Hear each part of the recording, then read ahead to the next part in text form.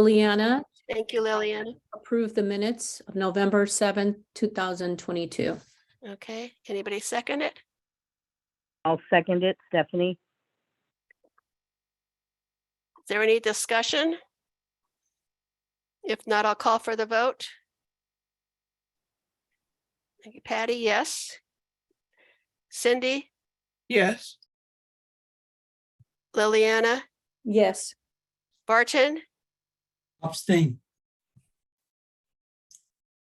Betty? Betty, you want to unmute yourself? I can't see if you're. Yes, I can. Yes. Okay. Burge, Abstain.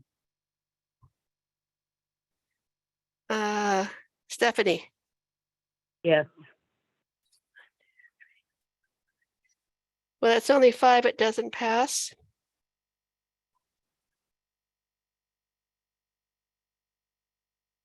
We have to have 6 votes to pass or fail, so that failed. Nina's here and she's raised her hand. Okay, Nina, are you voting for the minutes? We motioned to approve the minutes as I sent to you, everybody. Yes. Okay. 1, 2, 3, 4, 5, 6. Okay, it passed. Okay, item number 4 on the agenda, as I said, I've already made the announcement. Does anybody else have any committee members that want to make a quick announcement on anything?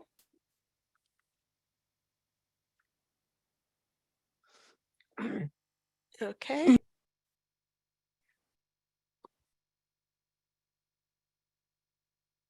Okay, I'm going to go on to 5. Discussion, possible action on 10505 Mount Gleason, Sunland. That's the corner market on the corner of Summitrose and Mount Gleason.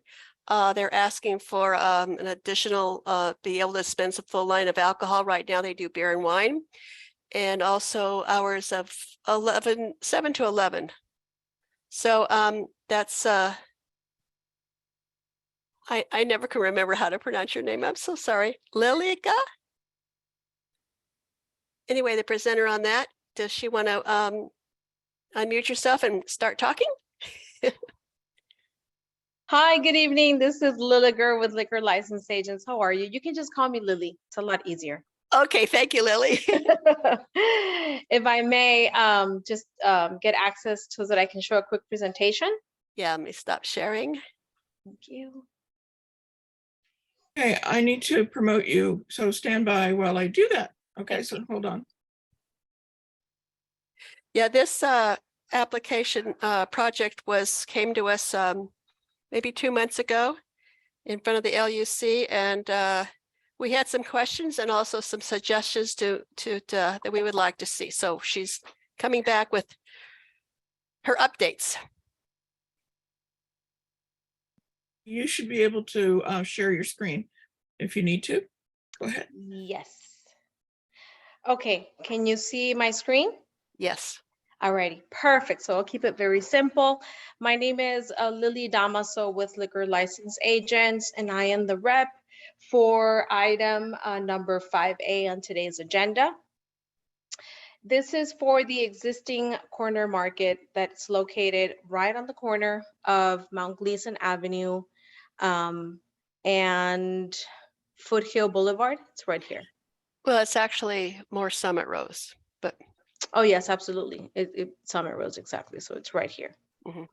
So the actual market is located in these 2 lots. And then I did have to include the lot in the back because it is also owned by the property owner. So the applicant and the property owners are the same for the CUB. The request, that's the case number. The request is basically to upgrade their liquor license privileges. They currently have a type 20 ABC license, which is for beer and wine for off-site consumption. And they're wishing to upgrade the liquor license privileges to a 21, which is for a full line. And the reason for this upgrade is because they actually won a license with the ABC's yearly lottery, which is why they're requesting this upgrade. The case was actually filed on June 22nd. Public hearing is still TBD.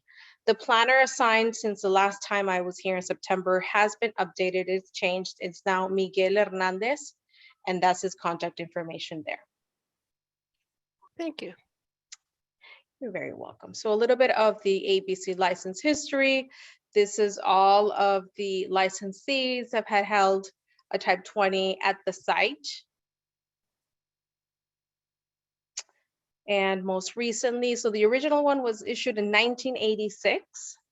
And the current ABC active type 20 license is this one right here. And it's license number 617761. Originally, this was the site plan and floor plan that I had submitted for the September 19th meeting. And after the presentation, the neighborhood council and the committee brought up a lot of concerns, and that's why we're back today. And I believe the applicant is also online as well. But in essence, the main concerns were the building improvements. And correct me if I'm wrong or if I've forgotten anything in regards to, the painting, the upgrading of the indoor and the outdoor, the signage, landscaping, removing any type of outdoor advertisements and signs, pretty much upgrading the look of the site. I spoke to the applicants. They're more than happy to do this. Of course, they're looking forward to doing it. But as you guys know, applying for a conditional use permit with the city of LA is not cheap in any way or form. So we're looking forward to being able to obtain the permit, obtain their liquor license upgrade, and with that increase their revenues to be able to put it back into their own property and the business. Also, the other aspect that was brought up was the parking situation. So, and I'll go back to the site plan so we can talk a little bit more about this. There were actually 5 parking spaces here on Mount Gleason Avenue. And that was a concern to the community because a lot of the times cars being able to back up here was, it's not very safe. And it's also on the sidewalk. So after talking to the applicant, what they've done is that they've actually removed those 5 parking spaces. And for any of the U-Hauls, because I know that also came about for the businesses, the U-Haul, the 3 or 5 business U-Haul trucks that they have, then what they're going to do is that they actually will utilize this rear lot solely for the U-Haul's parking. And they can enter through here, through Mount Gleason, and then they're going to go ahead and exit through here. So there's not going to be any type of back and forth on Mount Gleason Avenue. In essence, these are the pictures before. This is, Mount Gleason, the parking spaces that we had spoken about. And these are pictures as of today. So they've actually created, there's a gate now. And you're able to see that that's how it's going to be situated now. If there's anything that I missed, please let me know. But we are here today to just respectfully request your support. And let me know if you have any other questions. I don't see any hands up right now. I have a question. Go ahead, Burge. Yes, I don't see a clear layout how the arrangement of the parking spots, where is the exit, where is the entrance, what's the width that it is allocated for the driveway to get in and get out. So where are the parkings now? Since The it's going parking to be. spaces are the existing ones. So it's these 4 parking spaces on Summitrose. Mhm. And the ingress is through Summitrose, ingress and egress for that as well. And you have the ingress and egress here in Mount Gleason Avenue. So what about the parking lot behind it, which is you said it's going to be entrance from here and then exit from the other side? Correct. So what they're going to do is they're going to utilize that for the U-Hauls only. Mm. And that's So why parking spot, gated. it's going to stay same, 4 parking spots. Yes. And again, they have to back up from here and then Nope. again, no? For which parking spots? For The the four- U-Haul here in the back lot or for these here? You are saying there is only 4. So why you are saying here there's another parking? You mentioned already it's only 4 parking lots here. So they have to back up here and then move. Correct, so that these are existing parkings. So the way that they've been operating for the last 20 years, that's exactly how it's gonna be ingress and egress. So the issue was the parking, and correct me if I'm wrong, from the last meeting were these 5 parking spaces here, correct? Mhm. Yes. Okay, so those have been removed. Okay, At so this now moment. I think the situation even worse right now because now we are reducing the number of the parkings. No, no. No, at this point, in regards to the parking situation, and I also wanted to share that with you guys. Building and safety, this, and this, you can look on this as well. This is what's known a non-conforming, they have a non-conforming use. And this is per section 1223 of the municipal code. What it states that the termination of required parking, all currently provided parking spaces shall be considered as a required parking for an existing non-conforming use, if the parking spaces are less than or equal to the parking required by current regulations. So when this building was erected, when the building was approved, was back in 1945.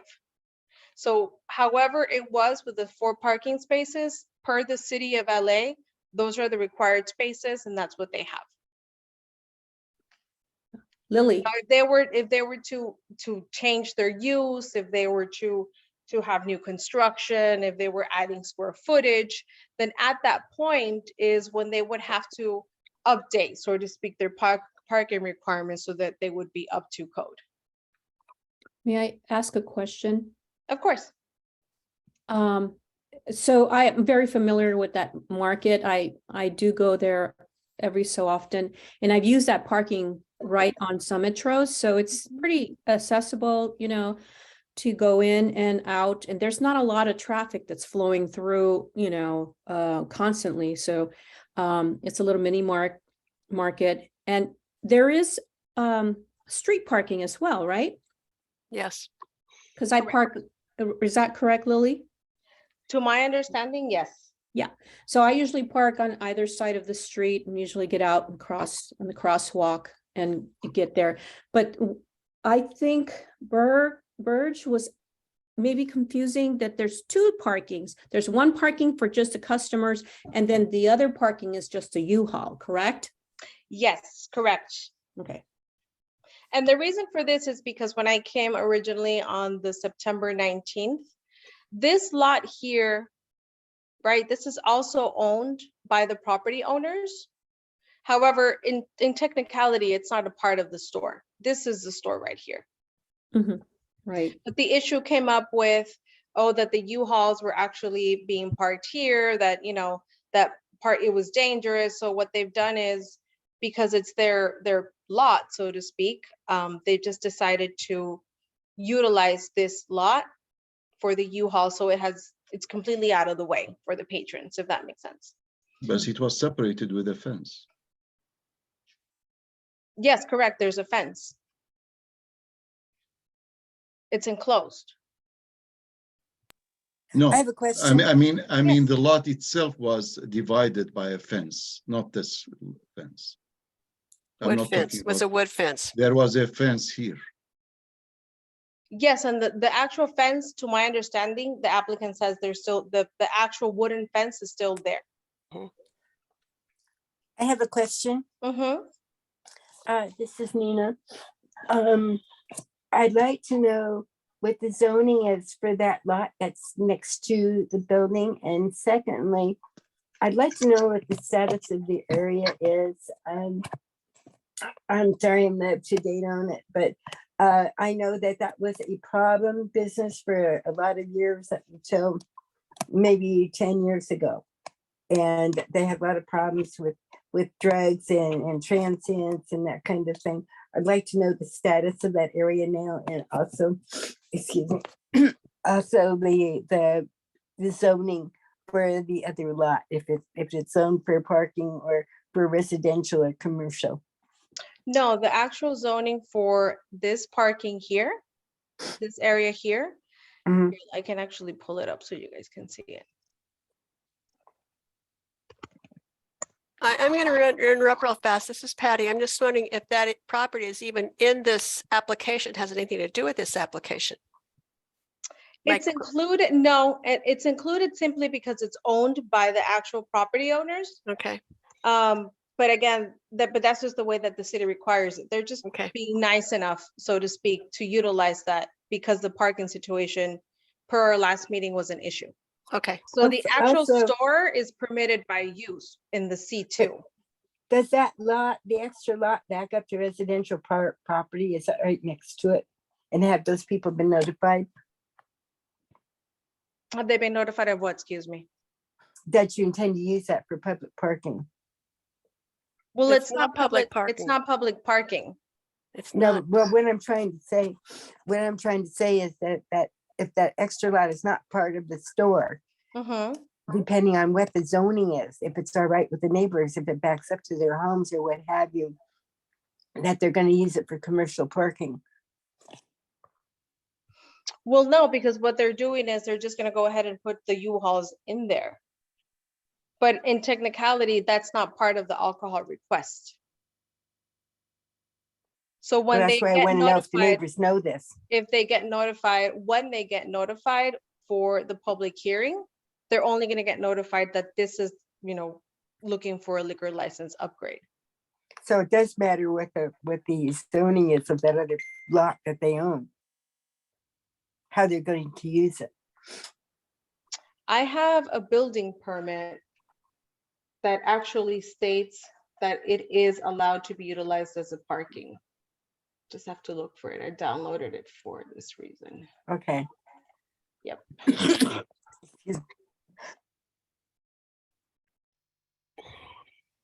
Okay, also, Betty, you have a question. Is this going to be in the same subject matter or? Yes, it is. Okay, go ahead, Betty. Since they're parking U-Haul trucks there and presumably the renter will be moving the trucks in and out, does that not constitute a business? And I'm questioning the zoning, just like Nina did, because I think that's a business. And so it should be zoned commercial. And where are the people that are renting the U-Hauls, where are they going to park their car when they pick up the U-Haul? Hold on, give me 1 second. I'm actually going to email you the use so you guys can see it. The certificate of occupancy that was already approved for that specific lot. If you allow me 1 minute.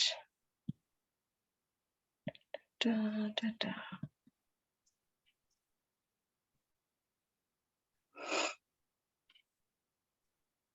Okay, so if you guys take a look at this, this is the actual, it's 10513 Mount Gleason. And that's the use, it's a parking lot, use of land only. Okay, Mhm. Okay, oh, wait a minute. I don't see it. Is it on the screen?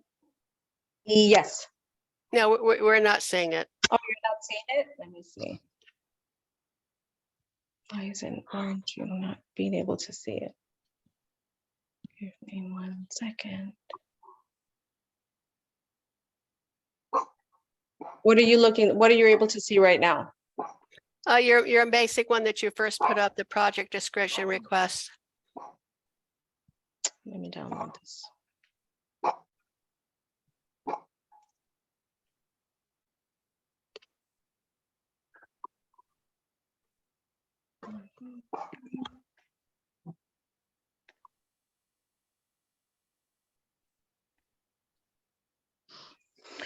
Oh, computers, let me see. Where's the CFO?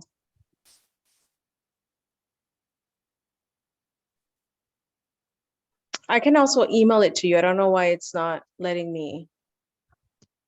I can email it to you, Patty, if that helps. Yeah, that'd be good. So, Yeah. goes back to green. Okay, I just want to explain. So that one lot, I'm going to call it to the north. He keeps saying behind it, but it's really to the side of it. So let's go with the north side of it, of the build, of the business. So it's going to be an entrance on Mount Gleason and an exit on Greenburn. Correct. Okay. And on the south of that Greenburn, of that part of the lot, is a transmission auto repair right at the corner there. I don't know what's to the north, whether there's homes or not, but anyway, let's see, that is, I'm just looking on Zemus real fast to see what information I could find. Of course.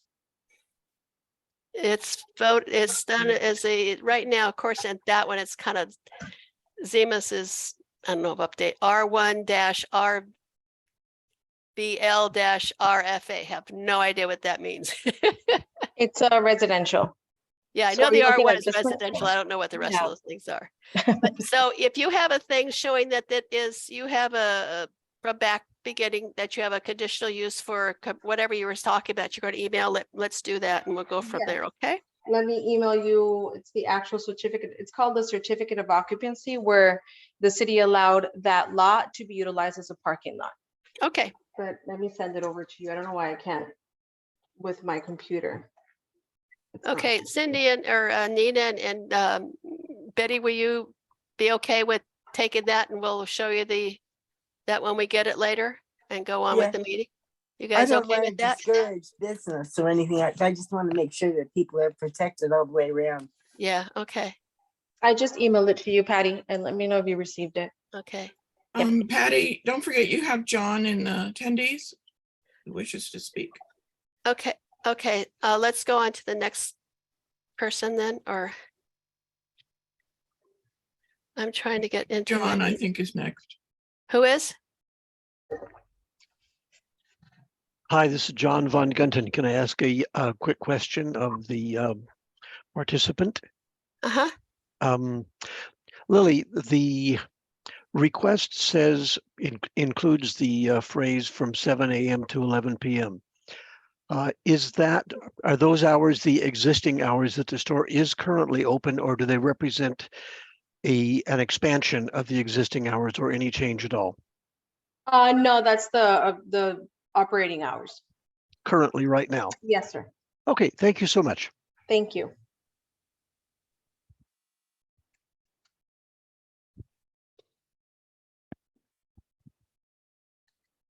I think, Is there anybody else Patty, have their I think hand up? everybody, Liliana and Nina have all spoken. I haven't spoken.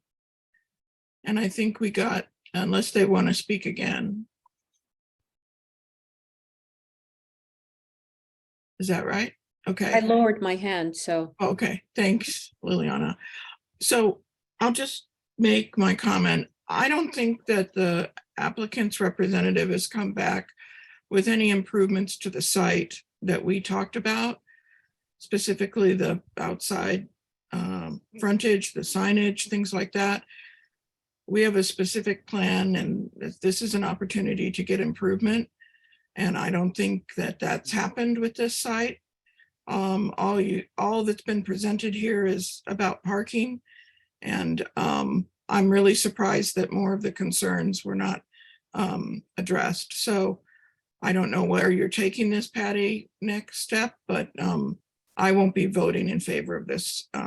Okay, at this I time. think, I was gonna wonder about that because Lily mentioned, the owner is very willing to make the improvements, however, up to something about, were made, Lily, can you repeat that? You talked about the Yes. cost was very, Of course. So if you guys, at this point, they're open, obviously, to building improvements. None of the building improvements have been made as of yet. They're hoping with the actual issuance of the CUP approval and the issuance of the 21 license, the possibility for them to regain back what they've already invested, which is way over $15,000 just on the conditional use permit application. And if you add ABC fees, it's over $30,000. So as you can understand, for them, they want to be able to do all the upgrades that you guys are requesting but they'll be able to do so once they have a little bit more of cash flow with the increase of the liquor license upgrade.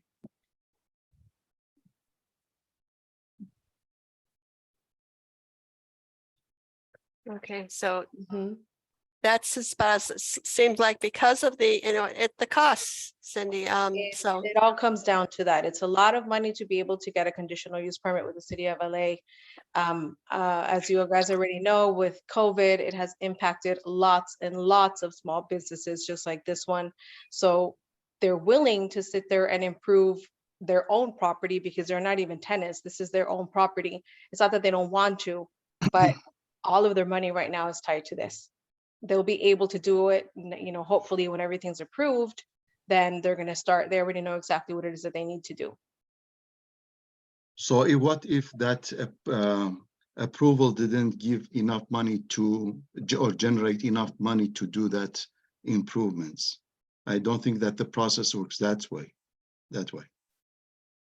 Well, that's something that can be set as a condition by the zoning administrator Yeah. on the letter of determination. Okay, Patty, you have a hand raised. Jessica. Jessica, Hi, thank you. I wasn't part of the first reading, and so this is the first time I've heard this stuff. I understand the parking, I understand the building improvement. Is no one concerned, or maybe this is the wrong place to say it, about how much liquor is already on that corner and that there's a high school up the street and a junior high school? That's where all the students meet. When I was young, that's where we all met, at that corner. Is this not the right place to discuss that? no, let me kind of butt in on this, not butt in. Okay. Before they first came to this, I literally many years ago, that was like a hangout. Now it seems like it's the sidewalk where Vons is. I went to Verdugo years and years and years ago, but that was one of my concerns. So I did reach out to the principal of Verdugo Hills High School and the principal to Lutheran, I don't know what it's called, that other, it wasn't part of a school when I was there, that Lutheran, Mhm. whatever it is there on Irma. The continuation school. Yeah, thank you. And neither one of them, well, I talked to the gentleman at Lutheran and he wasn't really concerned, though he said he was going to come to the meetings anyway, just to get, he was new principal.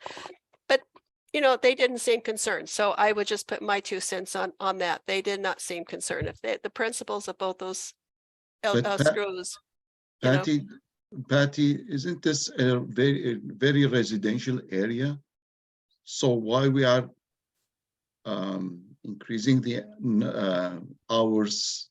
They're not increasing the hours of operation. Yeah, hours of but they have the increasing the hours of operation of selling alcohols. Well, no, they already sell beer and wine.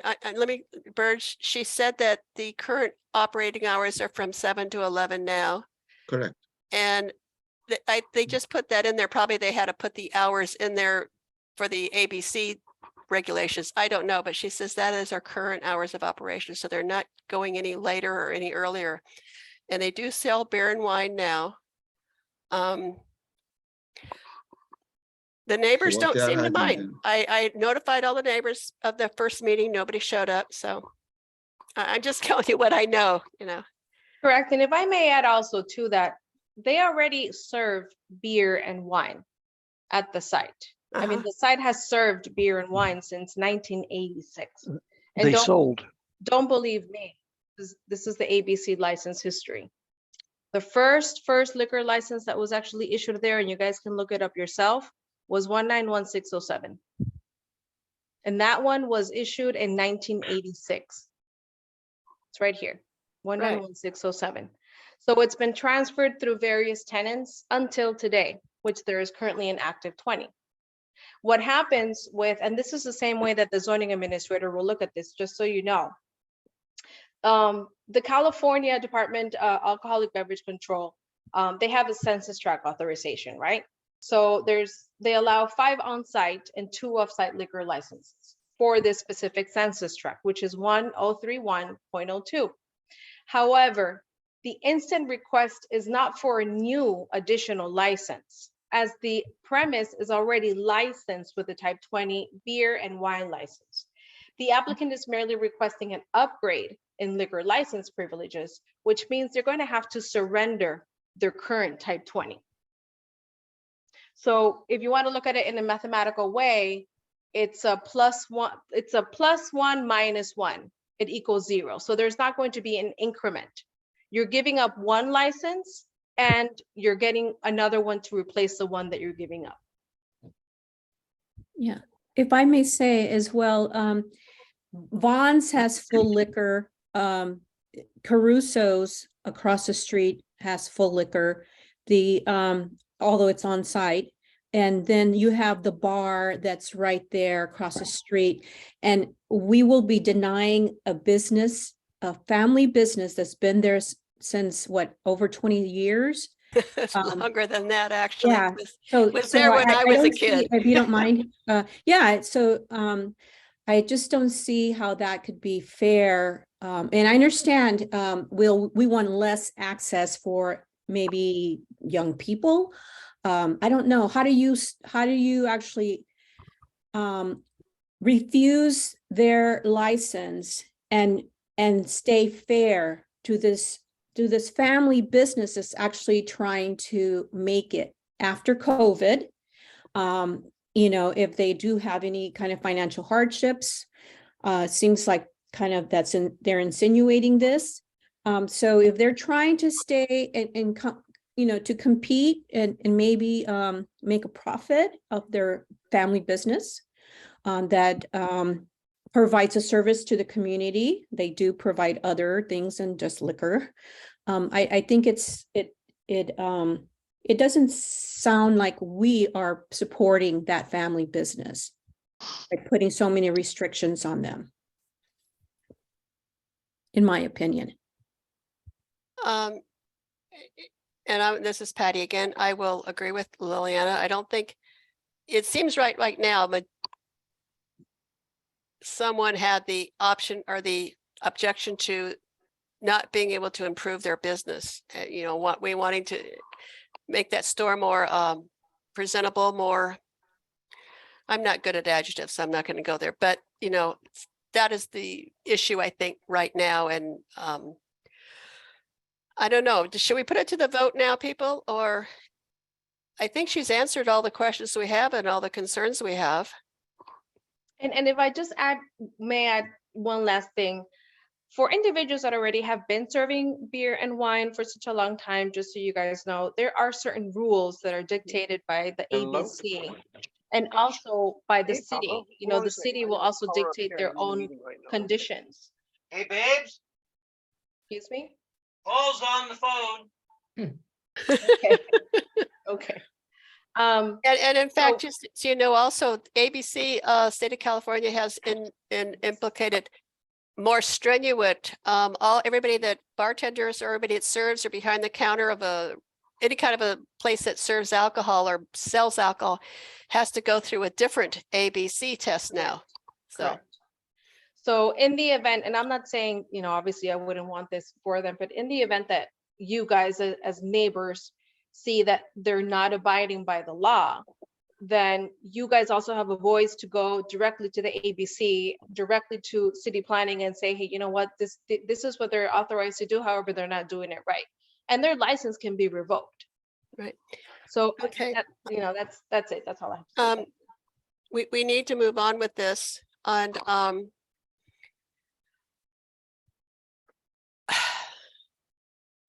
I think the issue, if somebody has a problem with the liquor part of it or the hours of operation, which is the same anyway, my feeling on this is that's not the issue. It's the issue of making the property more presentable. Cindy, you had better words than I did on that. Can you chime in, please? Or should we take a vote? You should, can you put the agenda back up, Patty? Okay, let me stop sharing. Okay.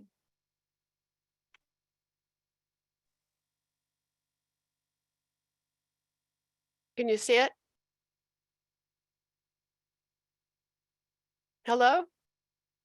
Okay, yes, I can see it. Thank you. Yeah, so this is a zoning hearing, and this is in the specific plan area. So, and this is a commercial corner, so there's a lot of things to consider, and I don't think that they've all been presented. So that's, yeah, so we are not getting any improvements to the corner. It sounds like all the presentation back today was about the parking. And it's a busy corner. This isn't about not keeping someone from being able to improve their business. It sounds to me like it's to be piecemealed. Okay, approve our liquor license, and then, oh, maybe someday we'll improve the corner with a, better presentation of the facade and landscaping and lighting and a number of things. None of that's in being considered here, from what I can see. So I don't know whether it's just not, we haven't received that, or whether it's just not being requested by the city. I'd sure like to know. If it went to if they had a public hearing, would the city require all that? They consider everything. In previous other hearings for alcohol related, yes, they do. It'll be up to the zoning administrator to determine if they want that. And if they do, they can put it as a condition on the letter of approval. But again, it's not that the applicants don't want to improve it, but realistically speaking, after talking about all the economic hardship, it's a lot of money to be spent in 2 months for them to sit there and upgrade everything all at once. They Okay. have camera surveillance systems, they have lighting in order, all of that is there. But just please consider that, it's a lot of money that's also this is a part of their investment as well. Okay, can I, and I don't know if it's proper being that I'm the co-chair is to motion, but I would like to move that we Oh, approve yeah. a comment letter supporting the liquor type upgrade. However, we would like to make the conditions that the facade landscaping be looked into. Does somebody else want to rephrase that motion?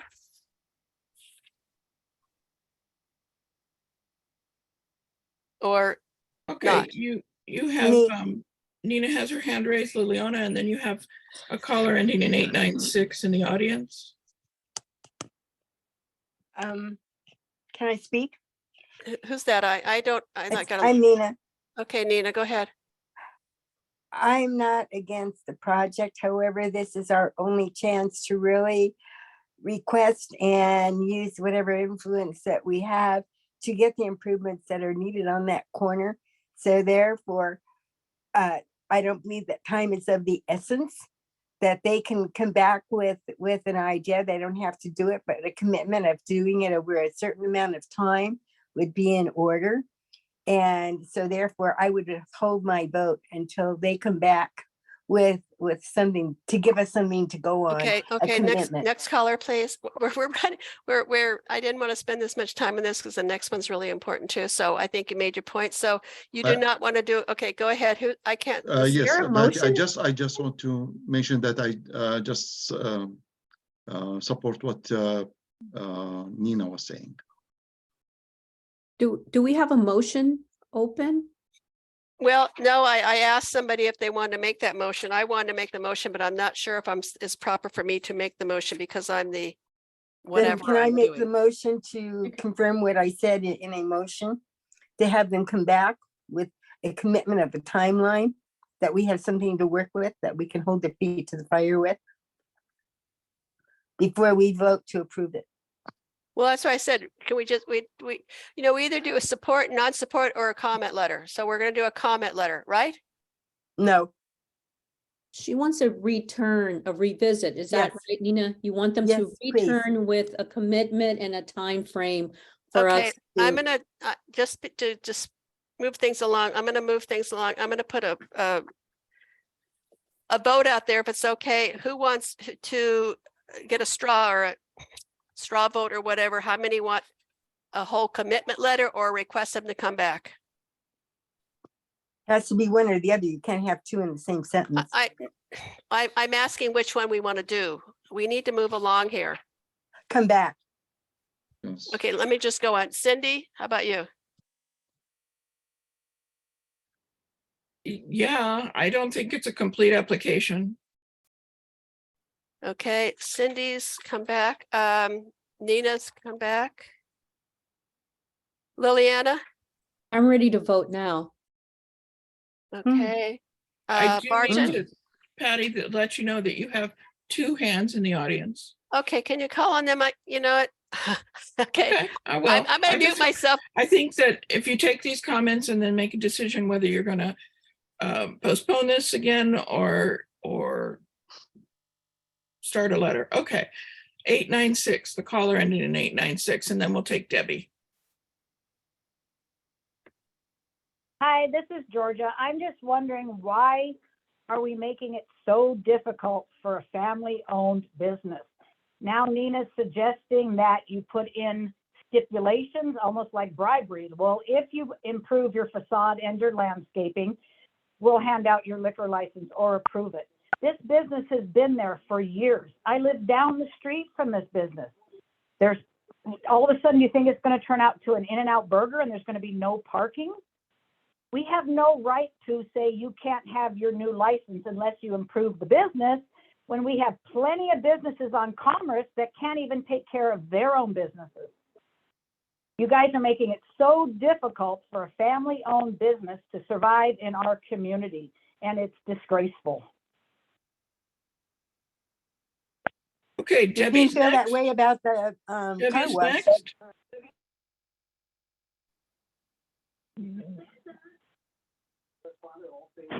Sorry, I had trouble unmuting. Cindy, I'm wondering what specific parts of the specific plan you're referring to and what improvements there are, and maybe there's 1 or 2 of them that aren't too expensive that the applicant could do first to, as a gesture of goodwill and cooperation with the community with all these requests, and then have a timeline for things that might be more expensive. Or there's excuse me. So it's really a question for Cindy. Are there specific things you would suggest they do, or that the specific plan requires in a situation like this? Okay. I'm not against helping a family-owned business, but we also have to keep improving the community's looks, or, you know, we're never going to get it looking like I think most people want it to. Thank you.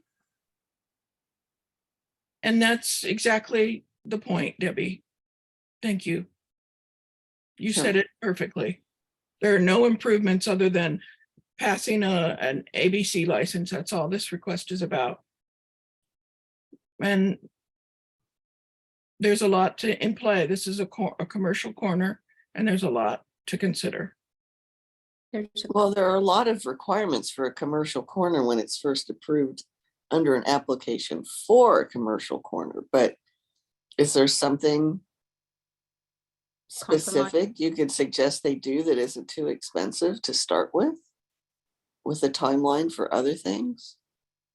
Like maybe painting? I mean, it's not that big of a building. Debbie, can I say something here? Sure. Okay, for I mean, basic that's up things, to the for chair. example, it can be basic modification for facade, adding some planters, things like that, which I don't think it's going to cost a lot, but it makes a lot of change when it comes to the appearance. Okay. Or painting, I mean, it's not that big of painting a is also, building. and signage is also an important thing.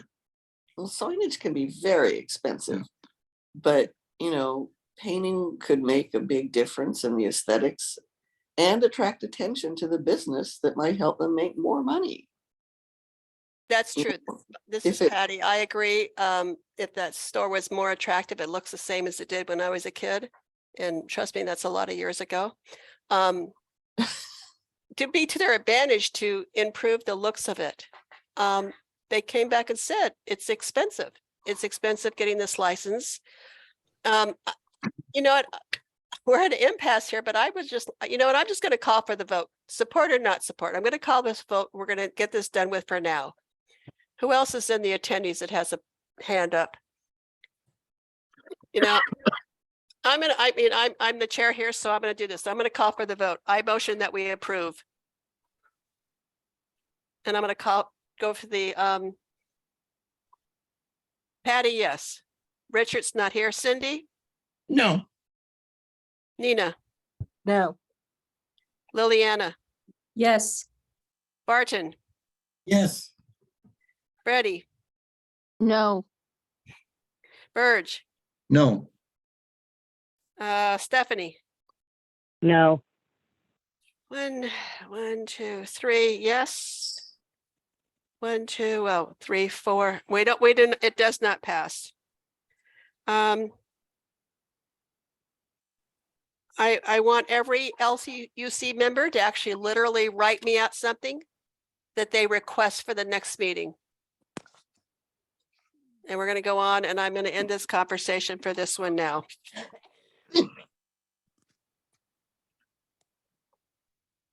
Actually, I didn't get anybody to second that in my motion. Somebody want to second my motion?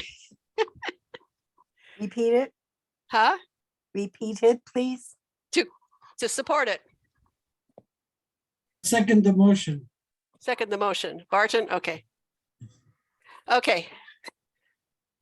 Lily, we'll get back with you on what the committee would like to see. Thank you very much, Patty. Have a great evening. Okay, Bye-bye. thank you. Bye-bye.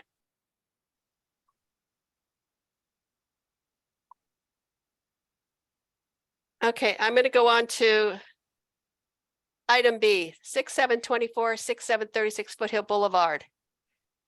The application actually said a new drive-through coffee shop, fast food restaurant under a conditional use permit. There's been confusion. Some people say, well, the application does not say Starbucks. The traffic study does mention Starbucks. So we'll take it from there. Now, let's see. Do we bring the people over that are on that? I know. I brought Vahe over. Anybody else? Let me know. You need anybody else? Can you pronounce your name for me? Patty. I'm so sorry. Patty, Yes. I think I have to recuse myself because I live on Haines Canyon. Thank you. You know, that was the first thing I was going to say. Is there anybody in our committee that has to recuse themselves? Because I wasn't sure where everybody lived. Okay, but before I leave, can I say something about it or I can't? Oh, you can't, if you're recusing, you can't participate in it at all. Yeah. You can't. Okay, okay. Then I have to recuse myself. Thank you, Bert. Thank you. Yeah, remember you're absolutely able to send a thing to the city planner on your own before the hearing. So. Is there Okay. anybody else that needs to come over as a panelist?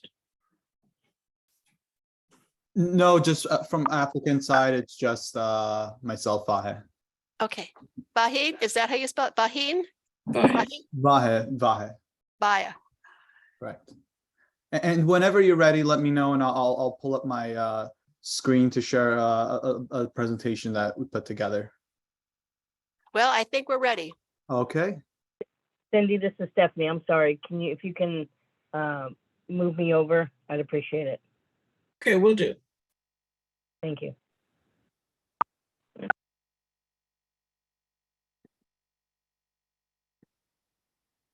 Stephanie, if you're still on your phone, it is not going to let you move over. Okay. But we know you're there, Steph.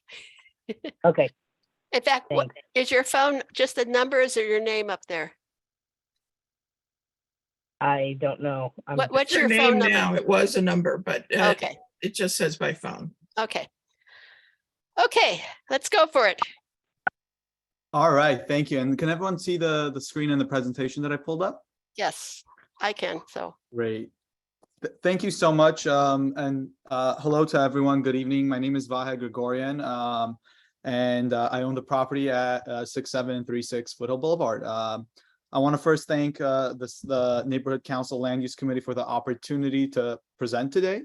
And in particular to Patty and Cindy for helping us get on today's agenda. So really appreciate it. I know you have some questions, so I will give a brief overview of the project within the next few slides, and then open it up for any questions because today is about getting your questions answered. This slide shows the existing conditions of the property. Some of you may be familiar with it, but it is located at the corner of Foothill Boulevard and Haines Canyon. The property, which has been vacant for some years now, is approximately 20,000 square feet and is currently developed with an approximately 1,800 square foot commercial building, surface parking, and is otherwise generally vacant. There's also a pole sign structure at the northwest corner of the property, as you see in this image. The property has in the past been generally used for commercial uses, including a coffee shop and fast food restaurants with a drive-thru. Here are some additional close-up images of the property's existing conditions. As you can see, it's not in a great condition since it hasn't been redeveloped in a long time. This slide is a site plan overview of the property, which shows the existing commercial building generally located at the northwest corner and situated along Foothill Boulevard. The property is currently served by 2 driveways along Foothill, which are shown with the blue arrows on the screen, served by the former drive-through fast food use on the property. And here I'm just giving a circle, circling both arrows of the existing drive-through driveways. The proposed project would transform the existing underutilized site into a neighborhood serving Starbucks coffee shop with a drive-through. As you can see on this slide, the project will locate the new 1-story, approximately 2,000 square foot commercial building towards the eastern portion of the property. The project would also include a covered patio area along the Foothill Boulevard frontage, which would activate the street level and create an inviting, pedestrian-friendly experience, especially as compared to the existing conditions. The project would also plant approximately 28 trees within the project site and along the adjacent streets, and provide approximately 3,600 square feet of landscaping. The balance of the site will be surface parking for approximately 18 vehicles, including electric vehicle parking spaces, short and long-term bicycle parking for approximately 8 bikes, and the drive-through line. The project would also replace the existing pole sign with a new tenant identification pole sign, generally in the same location of the existing sign towards the northwestern corner of the property. As you can see on this site plan, the project maintained the 2 driveways along Foothill Boulevard. However, the project would shift the driveways away from Foothill and Haines Canyon and locate them toward the eastern portion of the property, which would increase vehicular and pedestrian safety. As you can see on the slide, here's where the first driveway would be proposed, and here's where the second driveway, shifting them from here and here respectively towards the east. The western driveway would be for ingress and right turn only egress, and the eastern driveway would be for right turn only egress. The project site has a general commercial land use designation, is zoned C2 commercial with a 1 VL height district, and is located within the Foothill Boulevard corridor specific plan. As you can see on the slide, the project would comply with all the development standards of the C2 1 VL and the specific plan, and would be consistent with the commercial community serving type of development contemplated by the specific plan, including as it relates to use, intensity, and scale. Here is a conceptual rendering of the patio and entry proposed of the 1-story building. As you can see, the building would have a warm yet transparent feel and look with expansive floor-to-ceiling glass, wood features, and covered outdoor seating areas along the Foothill Boulevard frontage that would wrap around towards the entry, which would activate the street level, especially as compared to the existing conditions. The project would also have convenient and secured bike parking to make it easier for visitors to bike instead of taking a car. Here's another conceptual rendering of the entry of the building. As you can see, the project's pedestrian-friendly design is intended to activate the Foothill Boulevard frontage with outdoor seating areas, expansive landscaping, floor-to-ceiling glass to create transparency consistent with the specific plan and with the commercial corner requirements. And yes, consistent with those requirements, excuse me. Here's a conceptual rendering of the drive-through exit and the outdoor patio area located along Foothill Boulevard. Again, as you can see, the project focuses on activating the street level with landscaping and building transparency. Thank you again for this opportunity to present. That concludes my presentation. Please let me know if you have any questions. Happy to discuss. And do you want me to leave the site plan on the Yeah, screen? leave that up for now. People will have questions because Great. I don't know how to read these things very well. So Sure, no problem. No problem. okay, well, we're going to start with the attendees. I'm assuming quite a few of you are just judging by what we usually get at our meetings. I'm assuming a lot of you are for this purpose. Jessica, I see her hand is up. Hi, thank you. Yes, I'm at this meeting because of this plan. I live down around the corner. I love this plan. I'm tired, the business being empty for so long is just it's not safe, it's not pretty, and you guys like pretty. I think this would be fabulous. My one question is the agenda or the plan that was put out said that this was planning on being 24 hours. Is that correct? So we are requesting 24 hours. Oh, apologies. Let me go back to that. We are requesting 24 hours, but we do not plan to operate. Well, Starbucks, not us. We are unfortunately not Starbucks. We're just the property owners. They do not plan to operate 24 hours. They do, however, want to maintain flexibility in the future in case there is a desire from the community and the market for it. But Starbucks generally never operates 24 hours, but they are requesting the hours. Of course, yeah. I know that like the one in Sunland has different hours than the one in La Crescenta. They work for the area. So yeah, I love this plan. So thank you very much. Okay, Lionel's next. Yes, thank you. Good evening, board members. Is this for the Starbucks coffee shop? I saw in your presentation that you mentioned bicycle racks, because I'm also a bicyclist, and there's been a lot of talks, and especially from Michael Schneider from Streets for All from Mid-City West Neighborhood Council, Michael Schneider, that I came across a tweet on his Twitter account that he and his fellow activist friends are opposed to Starbucks with a drive-through because it encourages more people to drive their cars, or there's tailpipes, emissions. So I guess that we could install more bicycle racks that are reliable, that might hopefully will encourage more people to bicycle and secure their bicycles, and so they'll feel more secure. And that concludes my comment. But yeah, that's a nice presentation. Thank you.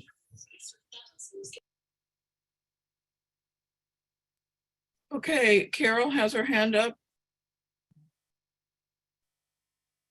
Hi, this is Carol Hutchinson. I am on the neighborhood council, but I just wanted to ask a question, mostly for the land use. If this permit goes through, or if you write an approval letter and they get a 24-hour drive-through, although he's saying they aren't going to use it at this moment, if something should happen, say Starbucks changes their mind and they don't open on this site, I'm not saying that at all, but what if something happens?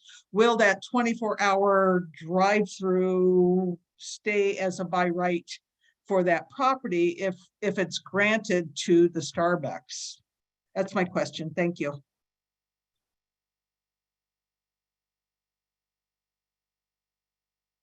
I'm going to answer that, and I may be totally wrong. This is Patty. But yes, my understanding, since the application was just taken up for a drive-through, if another In-N-Out comes in, they'd be able to do a 24/7, or anybody else. Am I correct, Viha? Actually, that's not correct. The CUP and all the conditions and everything will be specific to this use. So if a new applicant comes in, or a new tenant comes in, they would have to go get a new CUP. Okay, because try to on the modify application, it doesn't really say anything about Starbucks. The It's a traffic drive-through. study. It's a drive-through coffee Starbucks. The traffic study includes it, but it's if another use, the project description is for a drive-through coffee shop. So if let's say an In-N-Out or another use wants to come in, they would have to go back through the process again. Okay. The city's conditions of approval and the CUP standards will specify that and will be subject to this. Okay, we will. I'll keep that in mind, but I'm making note of that. Anyway, okay. Debbie has her hand raised. Patty? Debbie? Hi, thank you. First of all, are the green, purple, and gray circles different kinds of trees or what? Correct. Different, Okay. yes. Okay. And I'm not as familiar with the commercial corner as I should be. The specific plan usually requires the building to be in front of the parking. Does this commercial corner rules allow you to have it to the side and showing from Foothill? Because when the specific plan was written, they were trying to hide the parking behind buildings so it wouldn't just look like a sea of cars everywhere. I know there's probably limitations with having also a drive-through, but go ahead. No, of course. The parking, the design of the building, everything, the layout has been meticulously considered to be consistent with both the specific plan and with the commercial corner. So we're in compliance with that. And so we've taken very careful attention to that. And you've gone through that with the planning department? Correct. We've gone through a careful review, taken feedback, and this plan reflects both the specific plan and commercial corner. Okay. And then, excuse me, can bicycles go through the drive-through? Great question. I don't know. Jack in the Box doesn't allow it. I have no idea. I mean, I wouldn't. I personally would love to do that, but I have no idea. That's a great question. I don't know if the city allows that. That's what my concern is. Not concern, but if the city allows it, then I don't see why not. I was thinking the city's general rules as where is the bicycle parking that you referred to? The bicycle parking is located right here, right at the main entry. And if I may move to this, you could see it right here. It's for 8 Oh, feet. okay. Yes. Okay. All right. Yeah. Well, I think it would be a great improvement to that site for sure. Mhm. Thank you. That's okay. all. Any Liliana?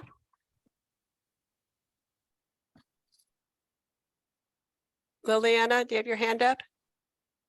I do, thank you. I have a few questions. I'm very familiar with that location, especially Haines Canyon. And I was wondering a few things, okay? Was there a traffic study done? Because Haines Canyon, there's like a blind spot on that corner. And I was wondering if there would be if there was a traffic study and if there would be a signal placed there because of the additional traffic they'll be calling, you know, that your business would be calling. And then can I just add another thing? If we can add a conditional something in our approval, because if they're going to maybe use it as a 24-hour business, will there be some type of protection for the neighbors for the residential area? in form of a high fence or something to protect them from the lights. That was one of the thoughts there. And then the sidewalks along Haines Canyon, I was wondering if you'll be repairing any of those sidewalks on Haines Canyon. So those three things.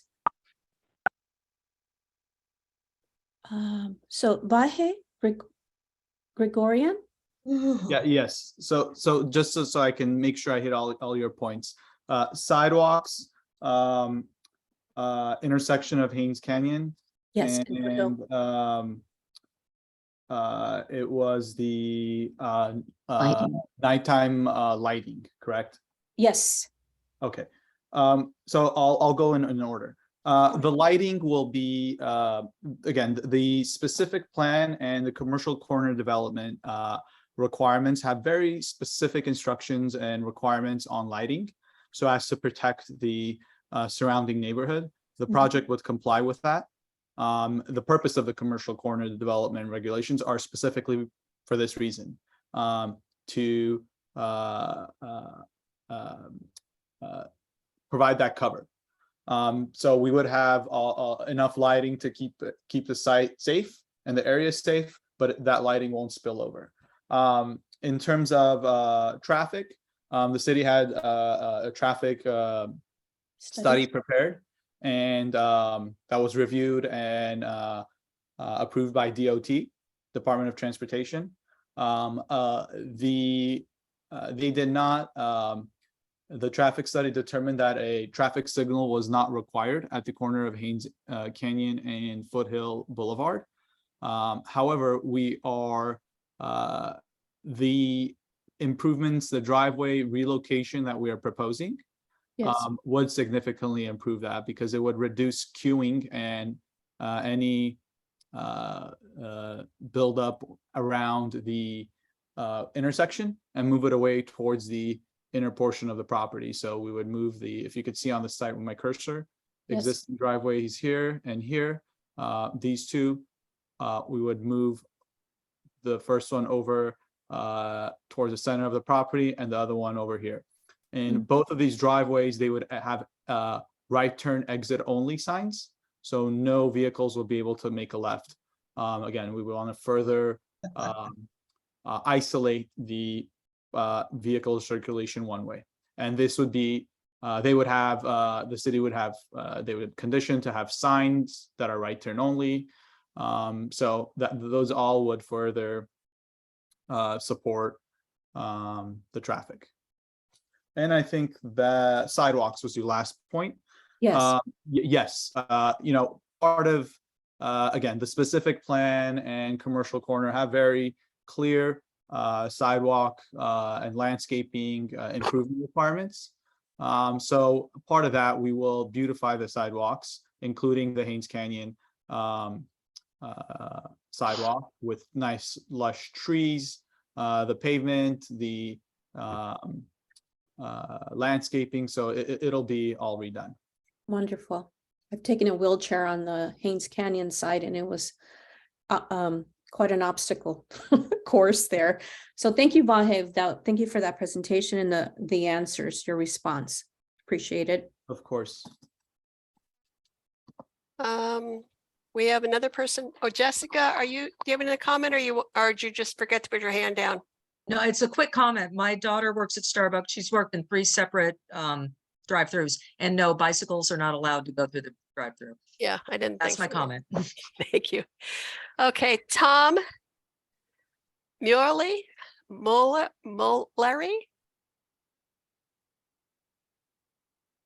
You have your hand up. You want to unmute yourself? There you go. Yeah.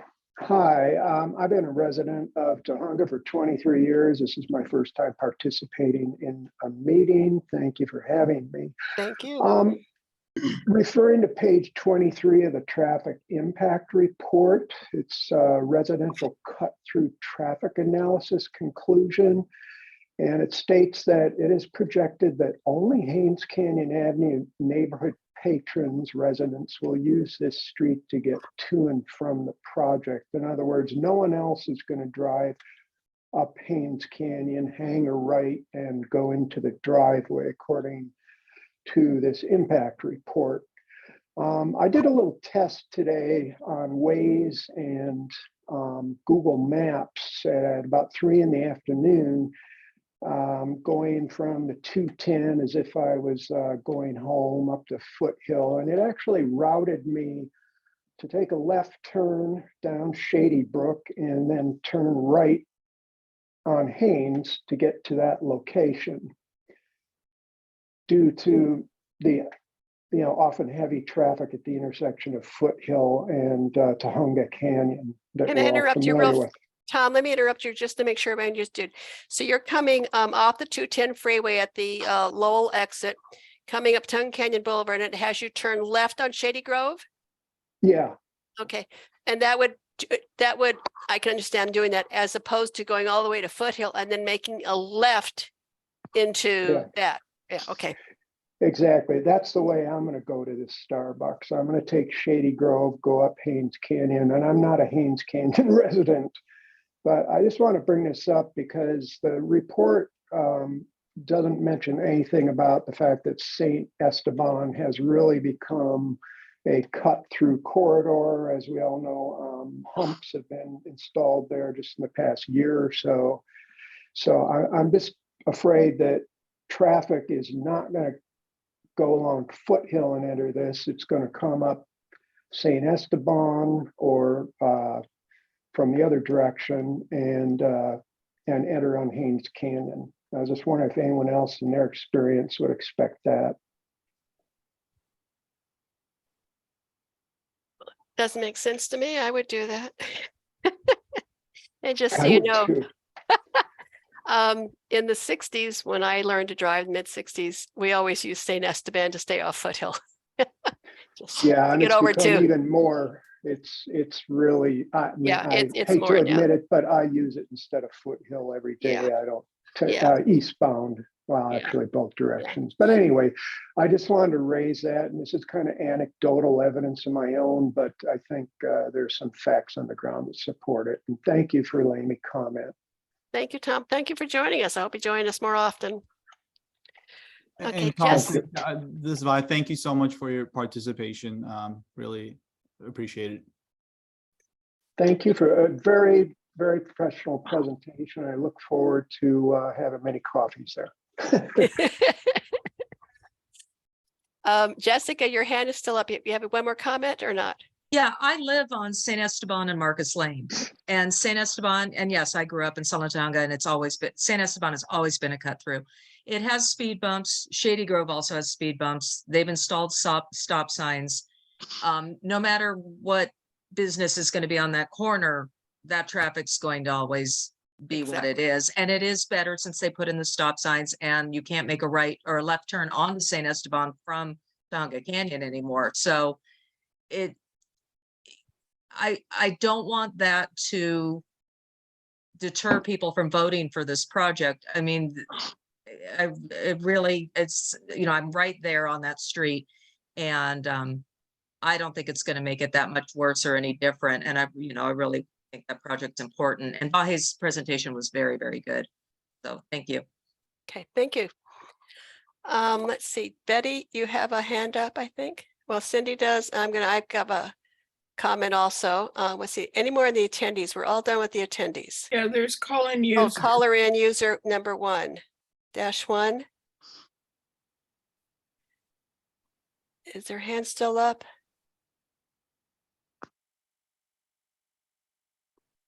You want their she hand is took her down. hand down, so maybe, but I'll go back later. Okay. Betty, did you have your hand up? I did, but it was, I think, from the previous project. Okay. Cindy, so it's myself and Cindy that left. You want to go, Cindy? Sure. I just had some clarifying questions. And yes, thank you very much. Very professional presentation. Appreciate it very much. The call-in user is, did you want to go ahead and speak? I'm sorry. Yeah, call-in user, you did unmute yourself. Go ahead, you can talk now. We'll wait for you. Are you speaking to me, Patty? Yes, I am. Who's this? It's Eltgrass. Okay, did you have a comment you wanted to make on this project? Yes, I did. Oh, Yes, it's Ellen. Okay, go ahead. Obviously, none of those people live on Shady Grove, which I do, and I happen to be the downslope neighbor to this property. So I'm just concerned, looking at the drawings, that there's no drainage in any of there's no flood control. And this property currently, 20% of it is hardscape, the rest is all natural soil. So it hasn't had a problem draining. But under that hardscape portion, there is it's called a catch basin that's been there for many, many years. You can see it where there's a curb opening on Haines Canyon that's about 12 feet long that catch basin drains out of, and it is draining all year long because that comes from Haines Canyon. And we in this neighborhood get these notices about mosquito control, which for Nile virus. So if you are going to open up that space, you need to get the flood control people involved with that catch basin, because there is they seem to follow up on other neighbors, but they never go over there. And you can see, well, just go and look at that opening there, and you can see that it is constantly draining. Also, I wanted to mention that I looked at your application, and you don't say anything about grading, and I don't see how you can build this project without grading, because every lot is on a different level, and it looks like I'm going to have some kind of a 6.88. Sometimes I see 6 foot buffer. Sometimes I see 6.88 foot wall. I'm not sure exactly what that is. There's a lot of things that need to be cleared up. Your drawings are very, very difficult to read. I also want to mention that there is I see that you have acknowledged that DWP utility pole that's on the property behind my garage, and you're respecting that distance, the circumference around the utility pole that you have to respect. But I have an oak tree that's probably about 150 years old, 50 feet high, that is 3 feet inside my property line. And according to the oak tree ordinance, you cannot disturb the soil within 10 feet of the base of that oak tree, around that oak tree. So I just want to mention that needs to also be put on your drawing. And if you do move that driveway to the east, the main driveway, which you were mentioning, you're going to interfere with the bus stop, which, well, there was a problem there before. But anyway, those are just some of my concerns right now. I haven't spent as much time as I'm planning to. I'd love to work with you to make sure it's a good project. Thanks. Thank you, Ellen. Oh, and also, are you a licensee, a Starbucks licensee currently? Thank you so much for all your comments. I'll try to address them, but we are not a licensee. Starbucks will be their own operator. We will just be the landlord. So we are not an operator. But when Starbucks is its own operator, then they're the applicant. No, they're the tenant. But they're not the applicant in this, but in all the other ones, they are the applicant. I can't Anyway, speak to others. Yeah, but I can't speak to others. Okay. Yeah, but thank you so much for your really thoughtful comments, and really I appreciate each and every one of them. I'd like to address a few of them because I know you took the time to. Yes, about the yes, flood control, yes, which of you could course. understand. Well, maybe Of not, because if course. you don't live here, you see that and that drainage point on Haines Canyon, it drains in the summer. Oh, The yeah. water is underground in the summer here, and it's always flowing because we're on these slopes, you know, we're on these grades. And in in a heavy rainstorm, that water comes shooting out sometimes 6 feet high out of that opening in the curb. So, but they need to inspect that. No one's ever gotten in there. So if you tear that place up when you do the demolition, it'd be really good to get the flood control people in there to look at that catch basin Absolutely. Again, thank and you. put some filters in there or something. Mhm. You're absolutely right. Thank you so much for those comments. I know you took the time to review, and it takes a lot of courage to attend these here meetings and speak your opinions. So thank you for that, and I'll try to respond to them. So it's at least your questions were regarding drainage and all that on the site. The city has what's called their low impact development ordinance, the LID ordinance, which requires exactly this, right? You have to, as part of your site drainage and all that, the city has very specific requirements. So those Where requirements can would I be, see that? the city has, if you go on the city planning website, or just type the city's low impact development ordinance, those are all things that any new project will have to abide by. So they include addressing all the measures that you discussed regarding But so you're drainage. going to create a drawing like that will show me how you're going to drain that lot? The planning process, this Or those process, lots? yeah, these are the level of plans that you have to provide right now. They're not the construction plans. The construction plans will include those, and they will be consistent with the city's requirements. And when will those be available? Those are construction drawings, but these plans, the way we have, you know, the level of detail, I'm not the architect, right? And I Right, can't, but you happen to know, but these plans have been developed in accordance with the city's low impact development ordinance, so that there's they are also consistent. someone needs to proofread your drawings. Well, the city has, that yeah. kind There's of make me worried about the dimensions, the numbers, because there's so many other mistakes in them. But I just want to be sure if something's done there, that it's done right. correct, absolutely, and the city has very stringent requirements for that. There will be no grading. There will be There will just, be no grading there? there won't be the site disturbance won't be much. It will just be filling in, leveling the soil. But again, everything will That's be not done in grading? accordance. Everything will be done in accordance with the city's low impact development ordinance, which will all be in the Because conditions some of of these, approval. you know, all three lots are on a different level. I mean, and there's some of the displacement is like 6 feet, over 6-7 feet. It's odd to me. It can't. There would be no grading. But Yeah, the leveling. I think I'm using a different term. The site will be leveled. And compacted, I would have. Correct.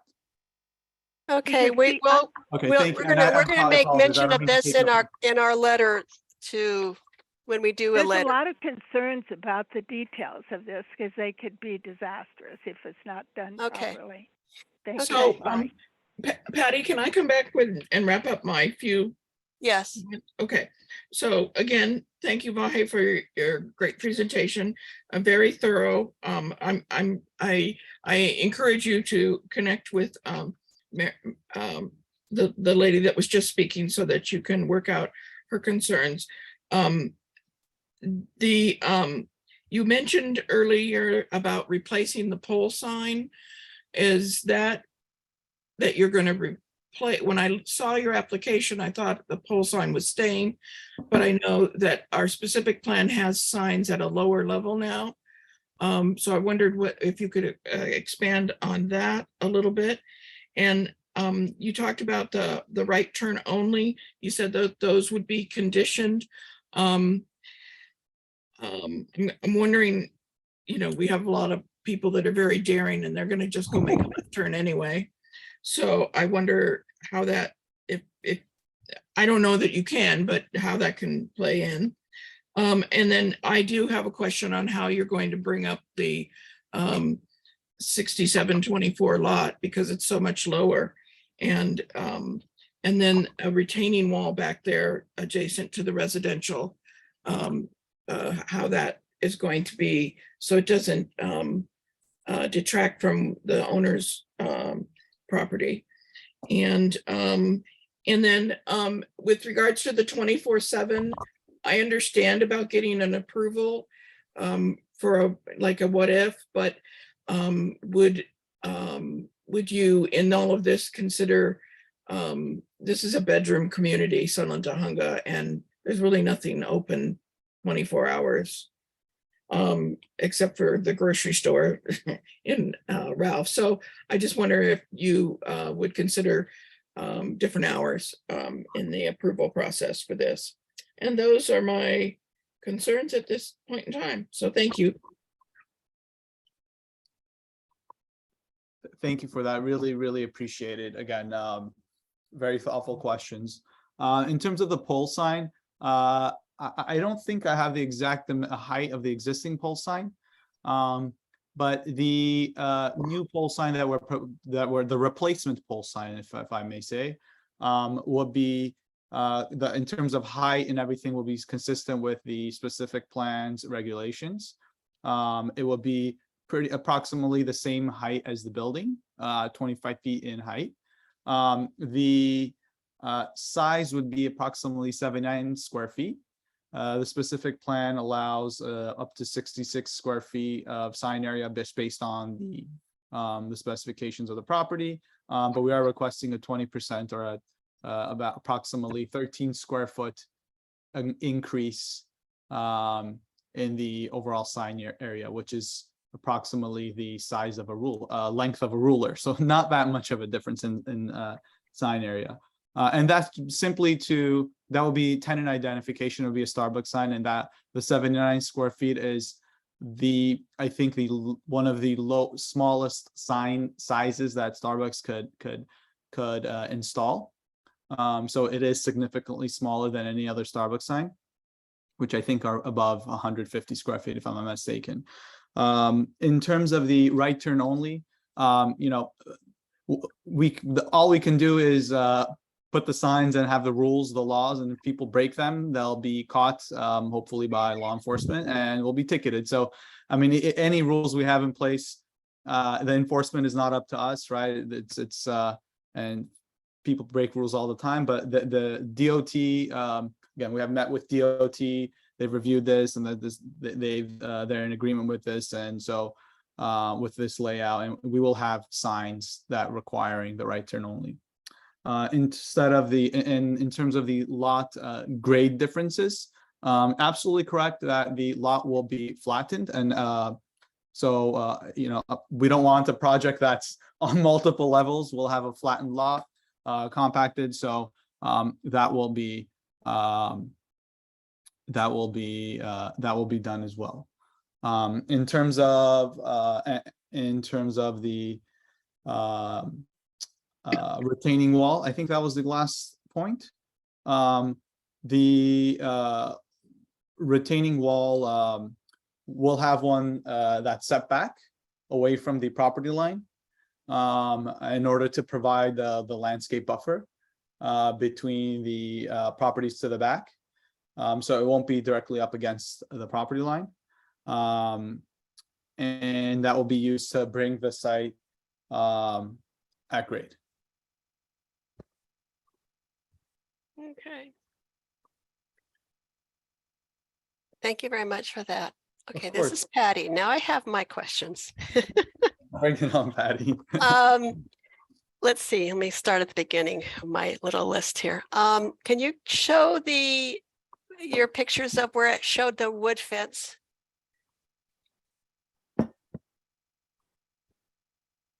Was it this one? No, the existing. Oh, of course. Or this. Okay. No, go back again. Okay, the picture to the right, top right, Mhm. is that the fence and the one actually below, is that a wood fence also? Or is that the fences of the, basically there's two properties, two homes, I should say, residents that butt up against the back property.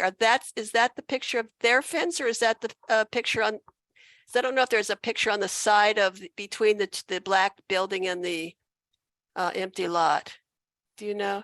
What I'm getting at is, you did say you're putting a what did you just say? A buffer, a retainer wall setback from the property lines. Is that going to damage or anything to their wood fences? Because they do have wood fences there, which, you know, once you put your retainer wall in, is that going to have any effect on their fence? And if it does, are you going to pay to have their fences redone? Does that make sense? I think so. If there is anything, obviously, the city has requirements in terms of retaining walls, especially when it's a shared property line. It's very stringent. I don't know them off the top of my head, but I know that the city has requirements for everything, including this. And they will have to, during the process, the plan check process and the permitting process and the actual development process, that will be observed. If any damages are obviously done to adjacent properties, any adjacent properties, naturally the person that's making those damages will have to take care of any damages. So of course we will. I don't know off the top of my head, or I can't look into the future and see if they'll be damaged, right? If there's any accident or something. Right, But okay. we will naturally, of course, take care of anything that's done. I just, in projects like this, I like to take care of the residents that have been there for many years, and, you know, besides the business coming in.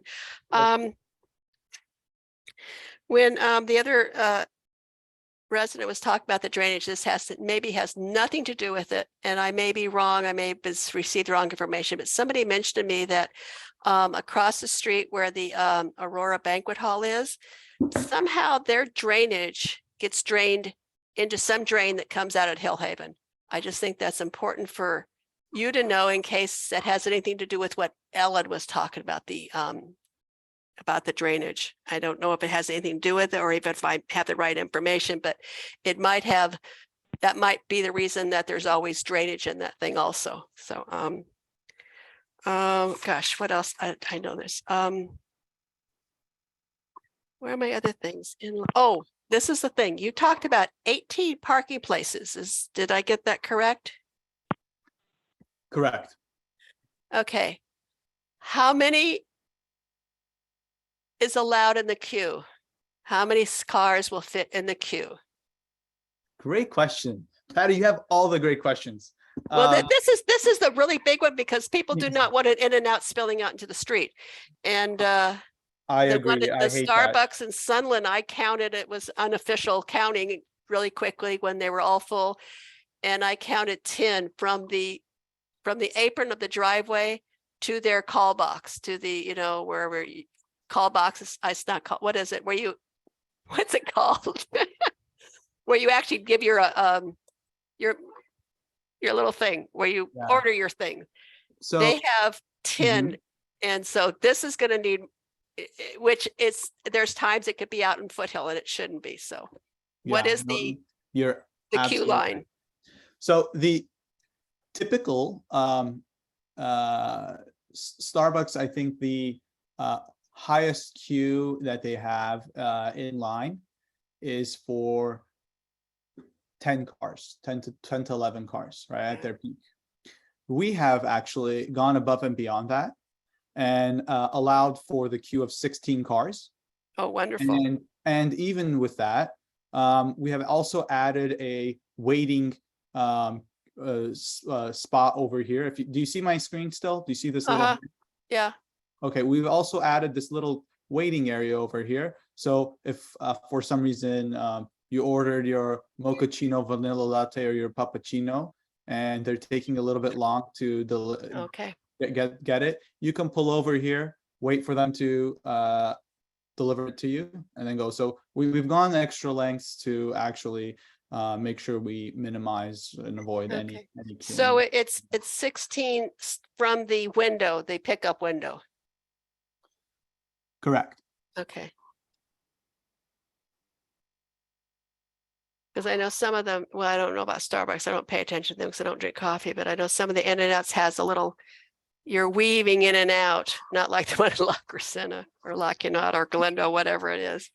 Okay, so 16. Okay, so I'm assuming everybody thinks that's enough. Okay, let's see. Was there anything else I had?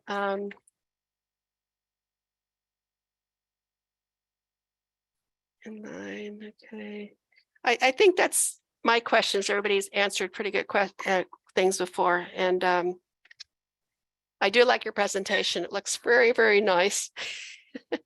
Let's see, we have some more hands up. Any more in the attendees? Nope. Okay, good. Back to our committee. Oh, wait a minute. Okay, Stephanie. Hi, can you hear me? Yes. Okay, just wanted to add to what you just mentioned about the parking. How many of those 16 spots will be allotted for disabled? Well, that's a different kind of, you mean handicap parking spaces. That's different from Right. that's different from what I was talking about. I would talk about the queue line when you're getting in line to pick up your stuff. So you want actual parking places. How many handicap parking places? So of the there are actually 18 parking spaces, and the code requires 2 spaces up front to be handicap, or sorry, not handicap, disabled ADA spaces, right? Okay, and They'll so be located right at the front. Okay, and because I can't see the plans, but it sounds beautiful. The overflow will be onto Foothill Boulevard. If there's more cars in line than you know, is it will people be coming out on Foothill or up Haines Canyon? In other words, if there's more than 16 in the queue, she's talking about, they'll be overflowed onto Foothill. Because that's the only places they have, Stephanie, driveways in or out is on Foothill. There is no driveways at all on Haines Canyon. Okay, so how will that, because Haines Canyon, will people just leave the street open and then start the line on the other side of the street to continue? Because like, I'm just thinking of In-N-Out Burger. You know, sometimes get stuck in that line and people are in the In-N-Out Burger line and people are trying to go straight. And so again, back to the signage, is there going to be signage or anything that people will know not to block that Haines Canyon street? Patty, you've been doing a great job answering. So I don't know if you want to take that an answer from me. I mean, you really know all the answers on point. So Because I know the area and I understand that, you know. And Stephanie, I think what you're saying, that's what I'm saying. You know, maybe Starbucks, I know Starbucks is very, very popular. And In-N-Out is but In-N-Out has very few, but their thing's probably 4 spaces on their property.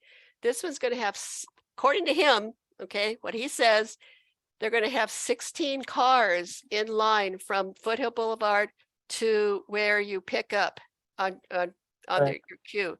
There'll be 16 cars. Now, if there's 17 or 18, I don't know where they're going to go. Whether they're going to Foothill, where they end up on, that's going to be a problem because people coming up Hill Haven's going to try to get into the line there, and people on Foothill aren't going to let them on. That's Are what we going to have more than 16 in line? Is it that popular? Question mark. Yeah, I mean, I don't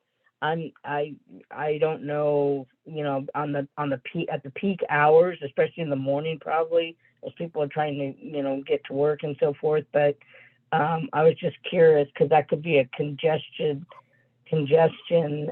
area to try to navigate, and like you said, people coming from different directions. Yeah. Yeah, the peak, and again, great. This is a great question. The peak, according to the average of even at busier locations for Starbucks, is about 10 to 11 cars in the queue. We've increased that to 16, and that doesn't even include the waiting area here for cars. And we've also increased our parking too. Right? I mean, it's consistent with what's required in the specific plan. But typically, if you would a project of this size, not within the specific plan, they would only require 4 parking spaces for this size of a property, and we're providing 18. So we'll make sure that there is no spillover in the surrounding area. The DOT has very specific requirements in terms of signage and all that. So those will all be implemented as part of the project. And if it's blocking any streets, you're not allowed to do that. I think that the actual traffic vehicle road laws don't allow you to block streets. So I mean, if people violate them, and then again, I wish we were the police too, and we can police everybody, but we can't. But we hope, we trust that the community, this is a great community, and people will abide by that. Okay. And if not, Patty will for sure come out and make sure she hunts them down and cites them and sends them I've already off. called the snitch. I know so that. why not? I think we're just gonna give Patty a permanent seat somewhere over there and make sure she's policing the area. Well, I just want to say thank you so much for considering that and bringing this project to our area. It certainly will be a beautiful addition, and I think it's great. Thank you. Thank you. Okay, Vartan, you did have your hand up. You still have it up? Yes. Okay, go ahead, Vartan. Okay, I want to talk about 3 items. Number 1, it's a beautiful drawing, beautiful rendering. We welcome these projects like this to our community. But there is a couple of things I want you to let you know. Number 1, make sure your neighbor is happy. It's just don't go by idea. I go what the plan says, what the city said. The hell with the city. We should go a little bit extra more much. Just buy a cup of coffee from another, then a couple of coffee, go talk to her, sit there to see what their issues is. It might be something minor you can do. Otherwise, down the road, if he goes and complains about you, it might end up $20,000, $30,000 issue. Maybe with the $2 coffee and 1 hour of your time, you can save a lot of money down the road. That also the next item is forget about 24 hours thing. We are a sleeping community, what they call it, the sleeping community, what they call it, whatever they call it.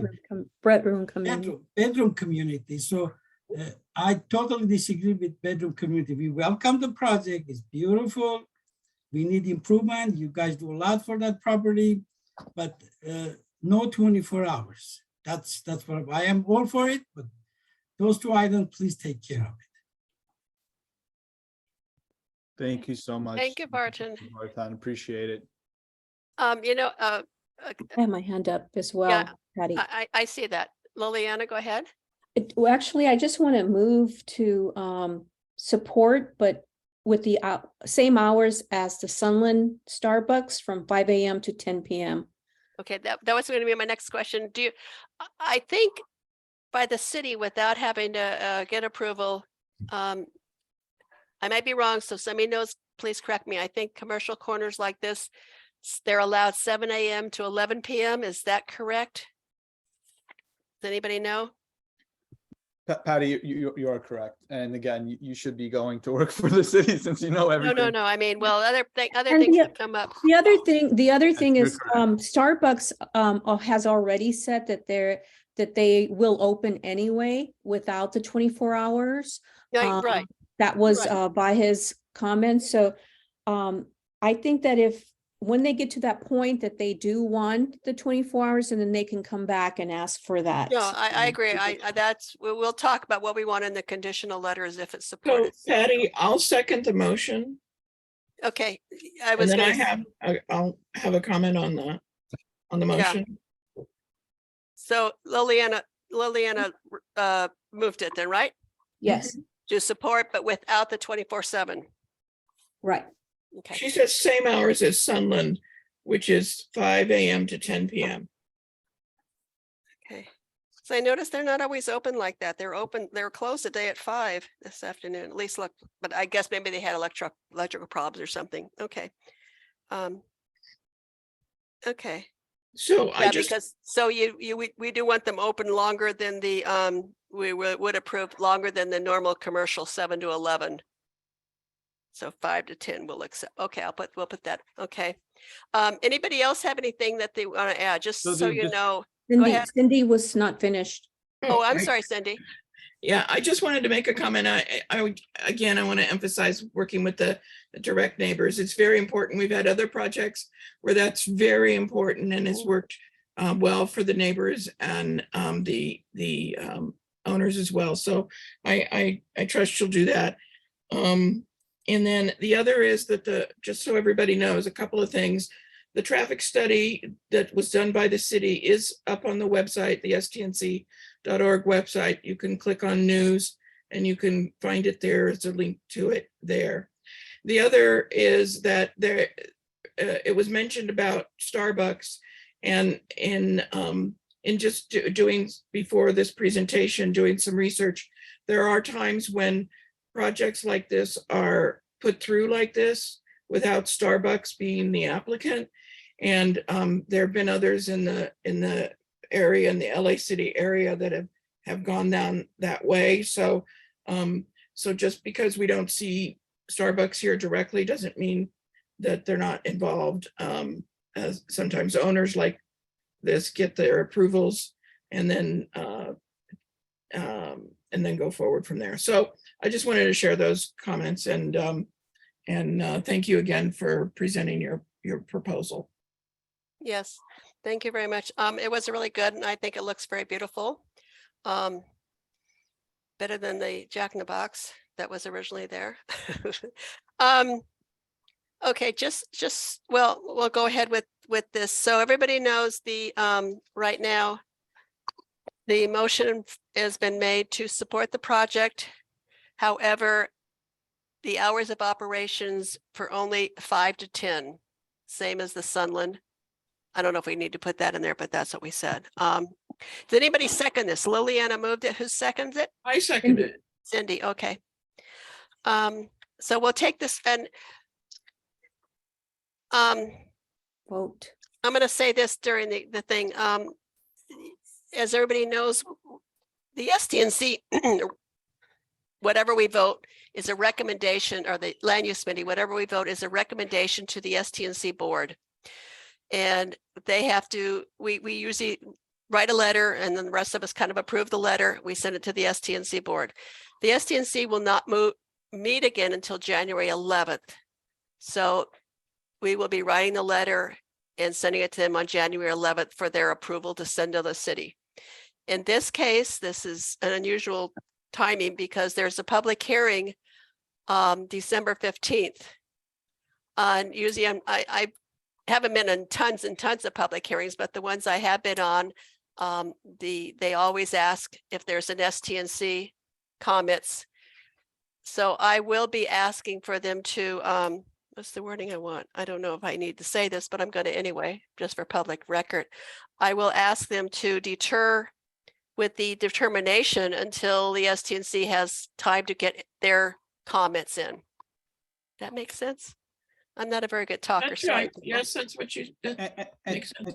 And just Okay. to clarify, at the hearing, they won't, it's just taking public comment. No decision will be made at that hearing.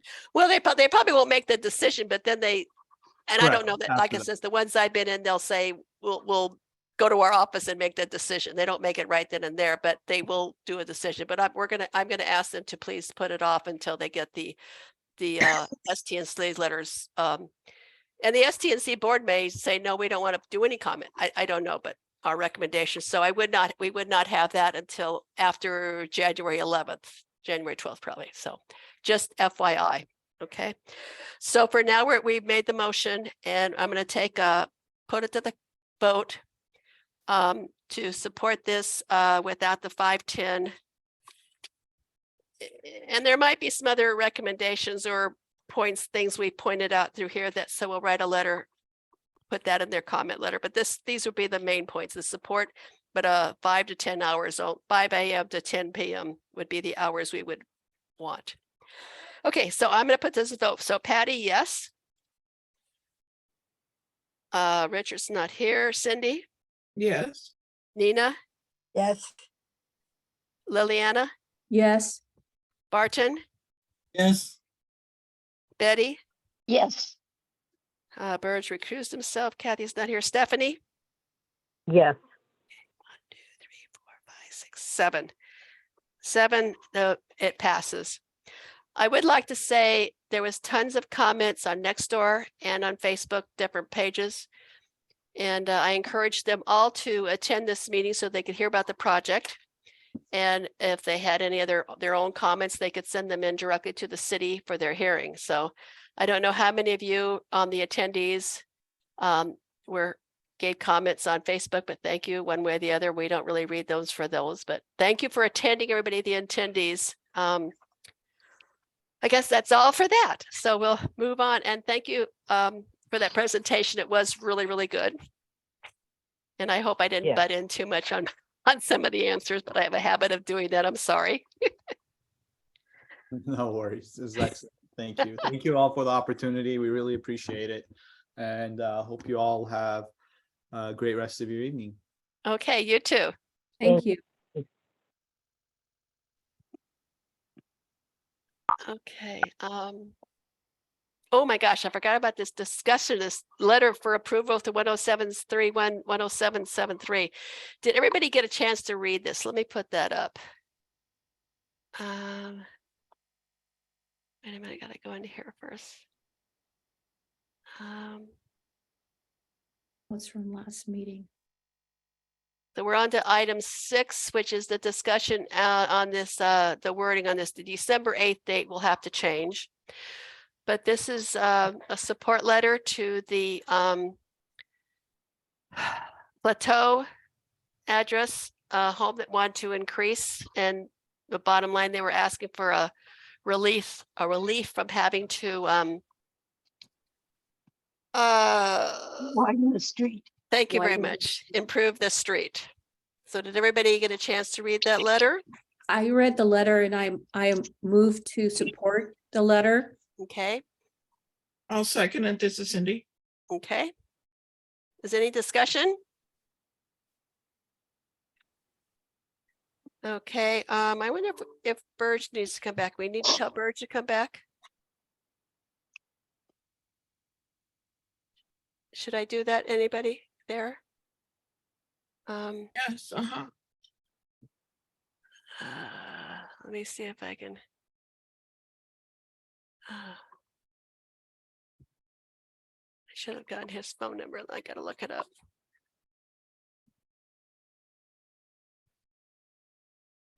Uh, 818-400-4597.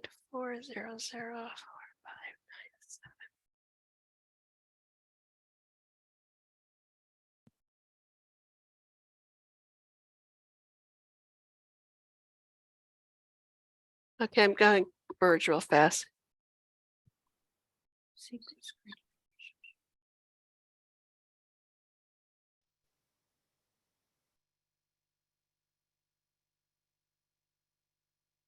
Texted him to come back to the meeting.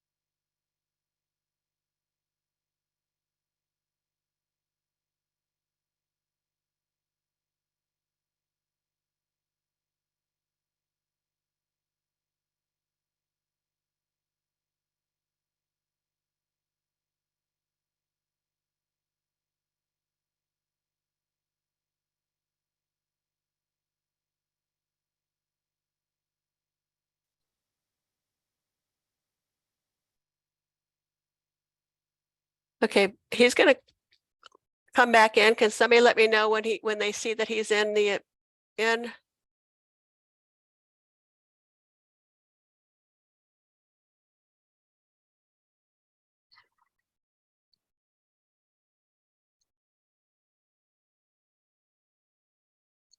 Is back. it, he's He's back?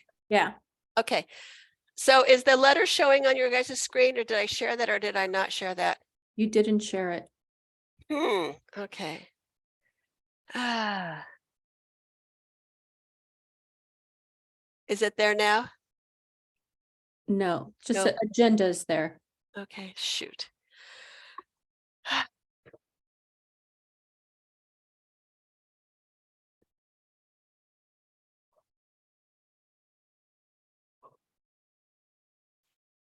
Why can't I find, oh, there it is. Okay. Okay, how about now? Yes. Okay, good. So the date will change actually to more January 12th or something. So I'm going to take a call, the vote. Patty, yes. Oh, Verge, in case you missed it, Liliana moved and Cindy second to support this, the wording of this letter. Okay. Which letter is this, sorry? This is for the plateau. It's on the screen. The house up on, they're expanding their house and making a pool and such, but they also wanted relief from the in widening the street. Oh, okay, yes, yes. Thank you. Okay. So Patty, yes. Cindy, Yes. Nina,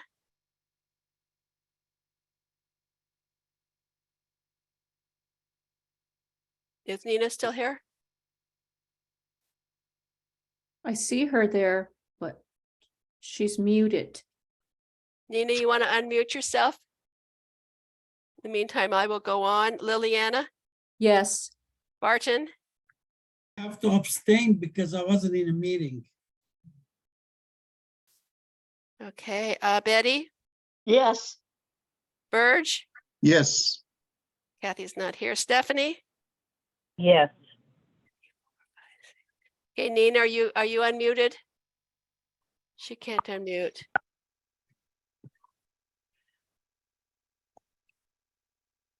Nina, if you're voting yes, raise the hand in the elk style. Raise your hand if you can do that, if you can't unmute.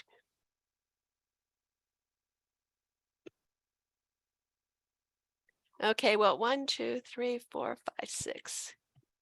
We have 6-4 anyway, and even if she didn't vote for it, would pass. So I'm going to assume it's passed.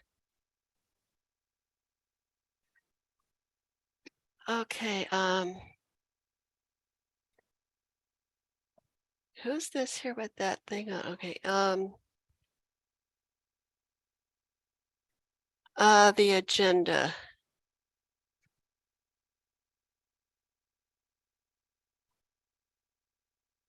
Where's my agenda?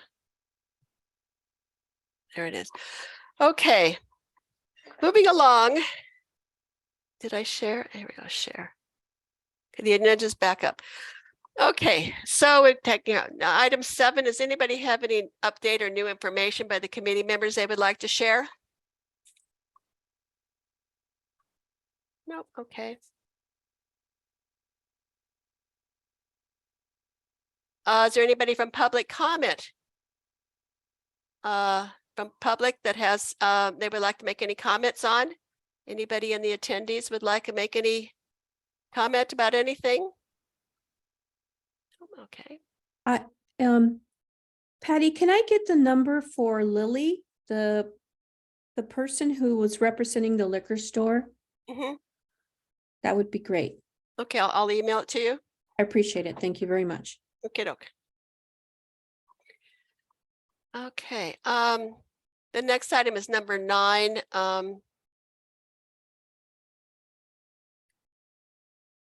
I just want to let you know that we still have this 6915. That's the gardens. They still haven't finished the application yet. The 10105 Commerce. I got to call them to see if they still need, if this is still on the the planning department website said this case is on hold. It's regarding a retainer wall to align with the property boundaries. And this new one is 6253. I have no idea how to pronounce that street name. They want a certificate of compliance. It's a residential home up at Sister Elsie Drive, up that street there. So I'm not about to drive up there and look at it. And I don't know if it's something that we want to chime in on, or we just don't do anything on it. So I'll look into more on that thing this weekend or next week. Number 10, confirming next meetings. I want a discussion. Should we cancel December 19th meeting since it's a busy time, Christmas and other committees are canceling their meetings? Do I have a yes or a no on this? Is anybody? Yes. Yes. Cancel, cancel, cancel? Yes. Yes, yes. Yes. It's Christmas. I'm all for it. It saves me a lot of work having only one meeting a month. Okay, cancel. We're only required one meeting a month, but we have Yes, two. you're right. And that's why we can do it easily. We're only required by the bylaws is one meeting a month.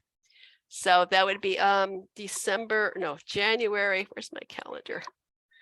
I just looked it up 2 seconds ago and I can't remember what I thought it was. The 8th?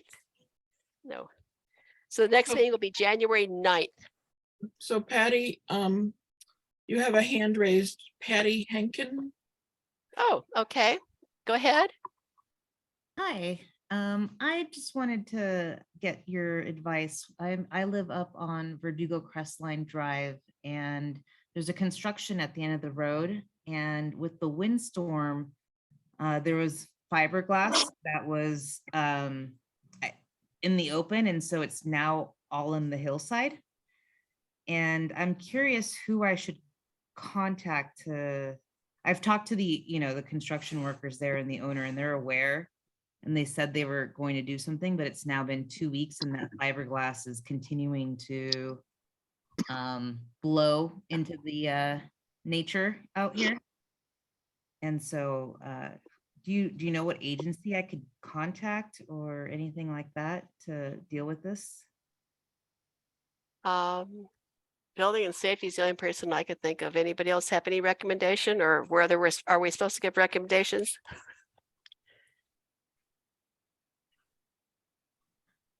Anybody? Betty? Is there environmental something? Yeah, possibly Public Works, Building and Safety.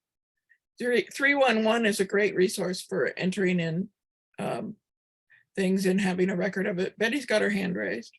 I have my hand raised, but it's regarding the meetings in January. Okay, so like Cindy said, call 311 and ask for Public Works. Okay.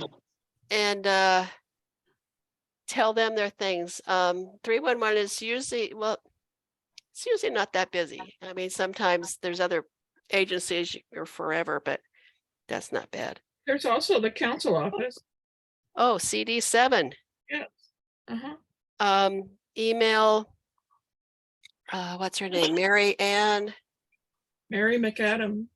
Yeah, Mary McAdams. Is there email mary.adams?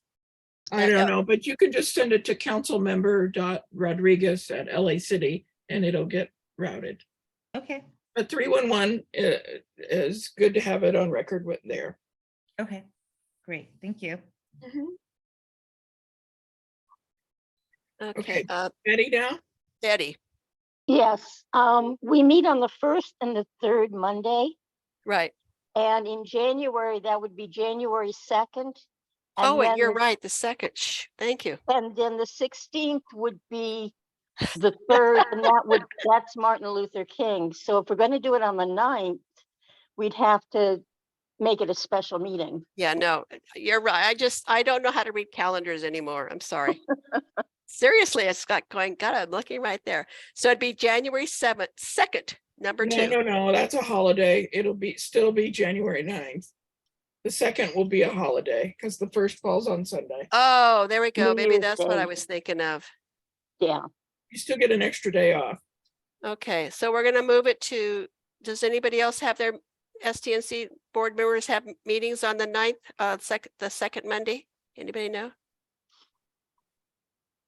Okay, we're gonna make it the 9th, which is the second Monday. And then we'll decide, and then the third one is actually Martin Luther King's, I know we can't have it then. Right. So depending on what we have or don't have, we might have it the 23rd, but we'll think about that later. Okay. And then February, once again, the first Monday's us the 6th. The third Monday is the President Day. That's a holiday. Right. So we could have it on the 6th because there isn't a holiday there. Yeah, the February 6th we could have it on, yes. Okay, so for now, we moved to the 9th. Okay, Okay, thank you. okay. I think that's it. Great. Happy holidays to everyone. Enjoy. Hope to see you Yeah, sometime soon. Yes. And okay. I will say that I'm gonna put a draft letter together, support with different points, and I want everybody to send me whatever points they think that should be in there also. Okay, Okay. Okay, happy holidays, Merry Christmas. same to you. Merry Happy New Christmas. Year. Merry Christmas. Thank you. Thank you. Thanks.